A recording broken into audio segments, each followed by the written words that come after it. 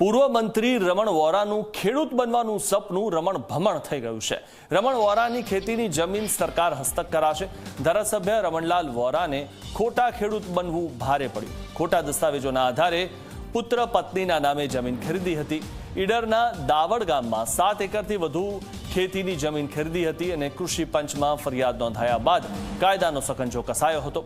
રમણ વોરા પોતે ખેડૂત છે તે સાબિત નહોતા કરી શક્યા, ત્યારે હવે તેમનું ખેડૂત બનવાનું સપનું રહી ગયું છે અને તેઓ પોતાને ખેડૂત છે તેવું સાબિત નથી કરી શક્યા।